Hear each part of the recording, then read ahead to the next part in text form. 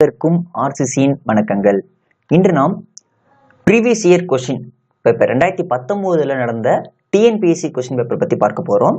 அதற்கு முன் நீங்கள் சேனலை சப்ஸ்கிரைப் பண்ண மறக்காம சப்ஸ்கிரைப் பண்ணுங்க. ஸோ வாங்க வினாக்கள் பார்ப்போம். முதல் வினா, இந்திய தலைமை தணிக்கையாளரை எந்த விதிப்படி குடியரசுத் தலைவர் நியமனம் செய்கிறார்? இந்திய தலைமை தணிக்கையாளரை விதி 148 படி குடியரசுத் தலைவர் நியமனம் செய்கிறார். தற்போது இந்திய தலைமை கணக்கு தணிக்கையாளர் யாருன்னா ராஜீவ் மகரிஷி. இவரோட பதவி காலம் 6 ஆண்டுகள் அல்லது 65 வயது. ஸோ எது ஃபர்ஸ்ட் வருதோ அப்ப அவங்களோட பதவி காலம் முடிந்துவிடும். தேசிய இயக்கத்தை வலுப்பெற செய்தது எது? அதாவது தேசிய இயக்கத்தை வலுப்பெற செய்தது எது? மதச்சார்பற்ற கருத்தியல். ஸோ அந்த ஒரு வார்த்தை தான் தேசிய இயக்கத்தை வலுப்பெற செய்தது. இந்தியாவின் கதக் நடன அரசன் என அழைக்கப்படும் நடன கலைஞரின் பெயர் யாருன்னா சம்பு மகாராஜா. ஸோ இவர் தான் இந்தியாவின் கதக் நடன அரசன். யாரு? சம்பு மகாராஜா. அடுத்து கீழ்கண்டவளை கால வரிசைப்படுத்துக. சி என்னன்னா ஃபர்ஸ்ட் பாபரின் மரணம், அடுத்தது சவுசா போர், அடுத்தது கன்னோஜ் போர், அடுத்தது அக்பரின் மரணம். இப்போ என்னென்ன ஏர்னு கரெக்டாக பார்த்துருவோம். ஃபர்ஸ்ட் பாபரின் மரணம். பாபர் 1530 இறந்துருவாரு. அடுத்தது என்ன இருக்கு? சவுசா போர்க்களம். சவுசா போர் 1539 யாருக்கு இருக்குன்னா ஹுமாயூனுக்கும் ஷெர்ஷாவுக்கும் நடந்திருக்கும். அதில் ஷெர்ஷா வெற்றி பெற்றுவாரு. அடுத்தது கன்னோஜ் போர்க்களம். இது 1540 நடக்கும். ஸோ இதுலேயும் ஷெர்ஷாவுக்கும் ஹுமாயூனுக்கும் ஷெர்ஷா ஜெயிச்சிருவாரு. அடுத்து லாஸ்டா அக்பர் மரணம். அக்பர் 1605 இறந்துருவாரு. 1605 அக்பர் இறந்துருவாரு. ஸோ அடுத்த வினாக்கு போகலாம். சமஸ்கிருதத்தில் சிறந்து விளங்கிய புத்த எழுத்தாளர் யாருன்னா அஸ்வகோசர். ஸோ இவர் தான் சமஸ்கிருதத்தில் சிறந்து விளங்கிய புத்த எழுத்தாளர். விவசாய பயிர் காப்பீடு முறையை இந்திய அரசாங்கம் கொண்டு வந்த ஆண்டு எது? 1985. ஸோ 1985 தான் இந்திய அரசு விவசாய பயிர் காப்பீடு முறையை அறிமுகம் செய்தது. இந்தியன் சால்ட் பீட்டர் என்பது பொட்டாசியம் நைட்ரேட் KNO3. இந்தியன் சால்ட் பீட்டர்னா பொட்டாசியம் நைட்ரேட். அடுத்து இந்தியாவில் உள்ள இரும்பின் முக்கிய மூலப்பொருட்கள் என்னன்னா மாங்கனீஸ் மற்றும் குரோமியம். இந்தியாவில் உள்ள இரும்பின் முக்கிய மூலப்பொருட்கள் என்னன்னா மாங்கனீஸ் மற்றும் குரோமியம். அடுத்து சபர்மதி ஆறு பாயும் மாநிலங்கள் எவை? சபர்மதி ஆறு பாயும் மாநிலங்கள் மத்திய பிரதேசம், ராஜஸ்தான், குஜராத். ஸோ ஆகிய மாநிலங்களில் சபர்மதி ஆறு பாயுது.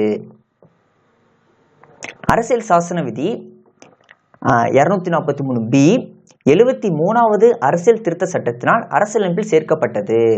ஸோ அரசியல் சாசன விதி எத்தனை? 243B 73வது அரசியல் திருத்த சட்டத்தினால் அரசியலமைப்பு சேர்க்கப்பட்டது. ஸோ இந்த 73வது அரசியல் திருத்தம் என்ன பண்ணாங்கன்னா 11வது அட்டவணை சேர்த்தாங்க. அந்த 11வது அட்டவணை என்னன்னா பஞ்சாயத்து ராஜ். இது உங்களுக்கு தெரிஞ்சிருக்கும். பஞ்சாயத்து ராஜ் இது எந்த ஆண்டுன்னா 73வது சட்டத்தை எந்த ஆண்டுன்னா 1992 73வது சட்டத்தை பண்ணியிருப்பாங்க. 11வது அட்டவணை சேர்த்திருப்பாங்க பஞ்சாயத்து ராஜ். 11வது அட்டவணை என்னன்னா பஞ்சாயத்து ராஜ். அடுத்து ஜல்லிக்கட்டு ஏறு தழுவுதல் விளையாட்டு என்ற தமிழரின் கலாச்சாரம் மற்றும் பண்பாடு இந்திய அரசியலமைப்பின் டேஸ் விதிப்படி பாதுகாப்பு அளிக்கப்பட்டுள்ளது. ஸோ எந்த விதிப்படி ஜல்லிக்கட்டு ஏறு தழுவுதல் விளையாட்டு எல்லாம் பாதுகாக்கப்படுகிறதுன்னு விதி 29 கிளாஸ் 1. அடுத்தது அரசியலமைப்பு நிர்ணய சபையின் பிராந்திய அரசியலமைப்பு கமிட்டி தலைவராக இருந்தவர் யாருன்னு சர்தார் வல்லபாய் பட்டேல். ஸோ சர்தார் வல்லபாய் பட்டேல் தான் அரசியலமைப்பு நிர்ணய சபையின் பிராந்திய அரசியலமைப்பு கமிட்டியின் தலைவராக இருந்தவர். அடுத்து கீழ்கண்டவற்றில் எவர் வரைவு குழுவில் உறுப்பினராக இடம் பெறவில்லை? வரைவு குழுவில் உறுப்பினராக இடம் பெறாதது யாருன்னா பட்டாபி சீதாராமையா. ஸோ இவர் தான் வரைவு குழுவில் உறுப்பினராக இடம் பெறவில்லை. அடுத்து 1986 ஆண்டில் மக்களாட்சி மற்றும் மேம்பாட்டிற்காக பஞ்சாயத்து நிறுவனங்களை புத்துயிர்ப்பிக்க அமைக்கப்பட்ட குழு எதுனா எல்எம் சின்வி குழு. ஸோ எல்எம் சின்வி குழு தான் பஞ்சாயத்து ராஜ் சீரமைப்பிற்காக அமைக்கப்பட்ட குழு. இது வந்து எந்த ஆண்டு அமைச்சாங்கன்னா 1986ஆம் ஆண்டு அமைக்கப்பட்டது. கீழே கொடுக்கப்பட்டுள்ள இனங்களில் எது நேர்முக வரியை சார்ந்தது? எதுனா அன்பளிப்பு வரி. ஸோ அன்பளிப்பு வரி தான் நேர்முக வரியை சார்ந்தது. அடுத்து கீழ்கண்டவற்றை பொறுத்துக. கோல் கிளர்ச்சி, சந்தால் கிளர்ச்சி, கோண்டுகள் எழுச்சி, அகோம்கள் எழுச்சி. கீழ்கண்டவற்றை பொறுத்துக. இப்போ ஃபர்ஸ்ட் கோல் கிளர்ச்சி. கோல் கிளர்ச்சி வந்து சோட்டா நாக்பூர் பகுதியில் நடந்திருக்கும். சந்தால் கிளர்ச்சி வந்து பால்பூர்ல நடந்திருக்கும். அடுத்து கோண்டுகள் எழுச்சி வந்து ஒரிசால நடந்திருக்கும். அகோம்கள் எழுச்சி வந்து அசாம்ல நடந்திருக்கும். ஸோ அகோம் அசாம். ஓகே, இப்போ அடுத்து இந்த கோல் கிளர்ச்சியும் சந்தால் கிளர்ச்சியும் தலைமை தாங்கியை பற்றி பார்ப்போம். கோல் கிளர்ச்சியை யார் தலைமை தாங்கியிருப்பாங்கன்னா பிந்த்ராய், அடுத்து சிங்ராய். ஸோ 2 பேர் வந்து தலைமை தாங்கியிருப்பாங்க. அடுத்து சந்தால் கிளர்ச்சி வந்து ஒரு 2 பேர் தலைமை தாங்கியிருப்பாங்க. அவங்க வந்து சித்துவும் கணுவும் வந்து தலைமை தாங்கியிருப்பாங்க. இந்த சந்தால் கிளர்ச்சி எந்த ஆண்டு நடைபெற்றதுன்னு 1855 இந்த சந்தால் கிளர்ச்சி நடைபெற்றது. ஸோ அடுத்த வினாக்கு போகலாம். பின் வருவற்றை காலை வரிசைப்படி அடுக்குக. Option B. ஃபர்ஸ்ட் என்னென்ன இருக்குன்னா சைமன் குழு வருகை, அடுத்தது நேரு அறிக்கை, அடுத்து என்ன காந்தி இர்வின் ஒப்பந்தம், அடுத்து லாஸ்டா வந்து வகுப்பு கொடை. ஃபர்ஸ்ட் வந்து சைமன் குழு வருகை. சைமன் குழு இந்தியாவிற்கு எந்த ஆண்டு வந்திருப்பாங்கன்னா 1927 நவம்பர் 8 சைமன் குழு இந்தியாவிற்கு வந்திருப்பாங்க. அடுத்தது நேரு அறிக்கை. ஸோ மோதிலால் நேரு அறிக்கை எந்த ஆண்டுன்னா 1929 மோதிலால் நேரு அறிக்கை விட்டிருப்பாரு. அடுத்தது 3 என்னது காந்தி இர்வின் ஒப்பந்தம். காந்திக்கு இர்வினுக்கு எந்த ஆண்டு ஒப்பந்தம் நடைபெற்றதுன்னா 1931 மார்ச் 5 அன்று தான் காந்திக்கு இர்வினுக்கும் ஒப்பந்தம். அடுத்து லாஸ்டா வந்து வகுப்பு கொடை. ஸோ அது லாஸ்ட். ஓகே, அடுத்தது பின்வரும் ஆண்டு சட்டங்களையும் தொடர்புள்ள நிகழ்வுகளையும் இணைக்கவும். இது பொறுத்துக. வகுப்புவாரி பிரதிநிதித்துவம் அறிமுகம்.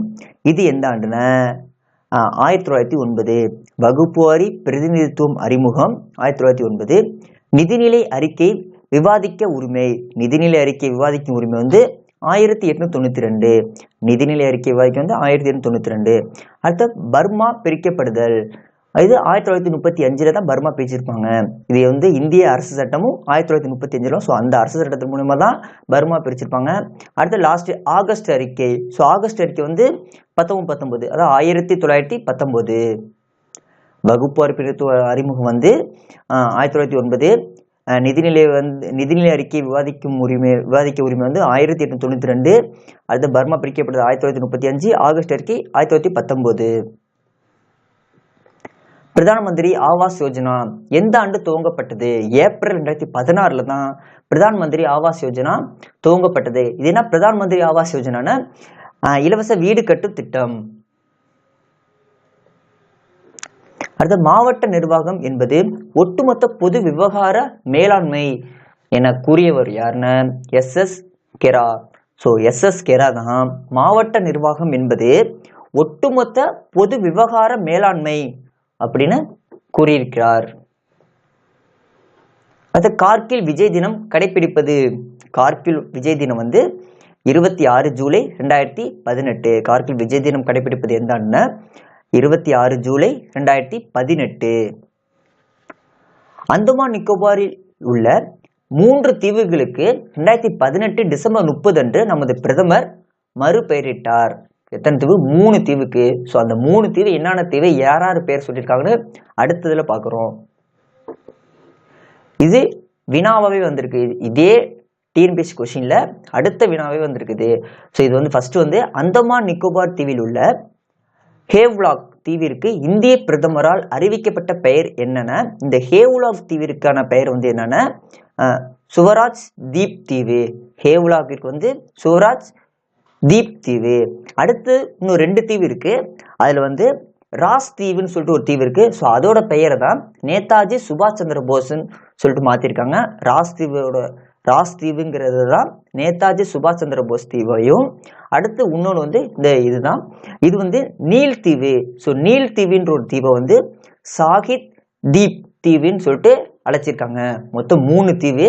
ஃபர்ஸ்ட் தீவு வந்து ஹேவ்லாக் தீவை வந்து சுவராஜ் தீப் தீவுனும், அடுத்து ராஸ் தீவை வந்து நேதாஜி சுபாஷ் சந்திர போஸ் தீவையும், அடுத்தது வந்து நீல் தீவு வந்து சாகித் தீப் தீவு சொல்லிட்டு பெயர் மாற்றம் பட்டது. அடுத்து எதிர்மின் வாய் கதிர் அலைவு காட்டி CRO கேத்தோடு ரே ஆசிலோஸ்கோப். இது வந்து குறியிசையின் டேஸை அளக்க பயன்படுகிறது. என்னத்த இதை அளக்க பயன்படுகிறதுன்னா மின் அழுத்தம், அதிர்வெண், கட்ட கோணம். ஸோ இது 3த்தையும் இதுல அளக்கலாம்.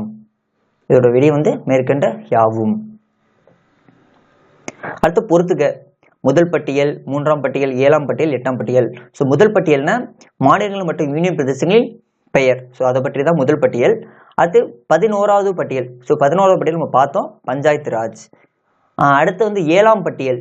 இது 7ஆம் பட்டியல் என்னன்னா மத்திய அரசு மற்றும் மாநிலங்களுக்கு இடையான அதிகார பகிர்வு. அடுத்து 8ஆம் பட்டியல் உங்களுக்கு தெரியும், மொழிகள் பற்றியது. மொழிகளோடது வந்து 8ஆம் பட்டியல். அடுத்து கீழ்கண்டவற்றில் இரத்த சிவப்பு அணுக்கள் ஹிமட்டோபிளாஸ்டிகளில் இருந்து உருவாகி முதிர்ச்சி அடைவதற்கு பெயர் என்ன? எரித்ரோபாசிஸ். எரித்ரோபாசிஸ்னா அதுக்கு என்ன அப்படின்னா இரத்த சிவப்பு அணுக்கள் ஹிமோட்டோபிளாஸ்டிகளில் இருந்து உருவாகி முதிர்ச்சி அடைவதற்கான பெயர் வந்து எரித்ரோபாசிஸ்.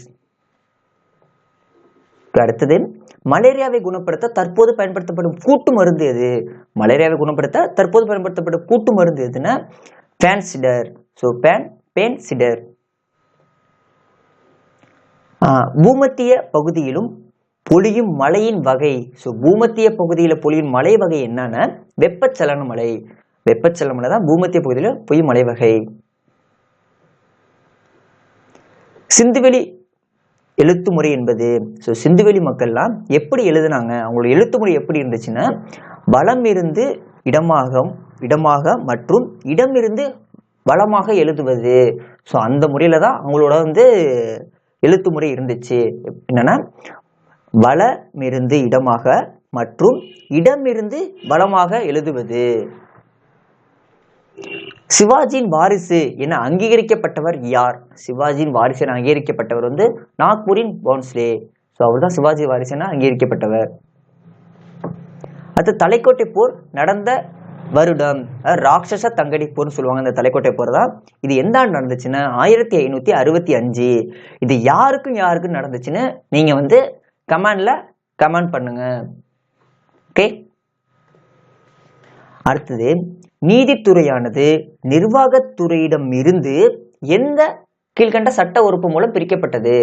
ஸோ சட்ட உறுப்பு அதாவது விதி 50 அதன் மூலமா தான் நீதித்துறையானது நிர்வாகத்துறையிடம் இருந்து பிரிக்கப்பட்டது. ஓகே. அடுத்து இந்திய அரசாங்கம் குடிமக்கள் உரிமையை பாண்டிச்சேரிக்கு, அதாவது குடியுரிமையை எந்த ஆண்டு ஆணையை வெளியிட்ட ஆண்டுன்னு 1962. 1962 தான் இந்திய அரசாங்கம் குடிமக்கள் உரிமையை பாண்டிச்சேரிக்கு ஆணையை வெளியிட்ட ஆண்டாகும். ஓகே. அடுத்து பல்வேந்திர மேத்தா குழுவில் அறிக்கையில் பரிந்துரைக்கப்பட்டது வந்து 3 அடுக்கு முறை. ஸோ 3 அடுக்கு பஞ்சாயத்து முறை. அதாவது பல்வேந்திர மேத்தா குழு வந்து எந்த ஆண்டுன்னு அமைக்கப்பட்டது? பல்வேந்திர மேத்தா குழு எந்த ஆண்டு அமைக்கப்பட்டதுன்னு 1956 அமைக்கப்பட்டது. 1957 வந்து அவங்க வந்து அறிக்கையை வந்து சமர்ப்பித்திருப்பாங்க. அடுத்தது நாடாளுமன்றத்தில் முதல் முறையாக நம்பிக்கையில்லா தீர்மானம் கொண்டு வந்த போது பிரதமர் அமைச்சராக இருந்தவர் யாருன்னா ஜவஹர்லால் நேரு. ஜவஹர்லால் நேரு தான் நாடாளுமன்றத்தில் முதல் முறையாக நம்பிக்கையில்லா தீர்மானம் கொண்டு வந்தபோது பிரதமரா இருந்திருப்பாரு. கீழ்கண்டவற்றில் யார் புறா மாதிரியோடு தொடர்புடையவர் ஆவர்?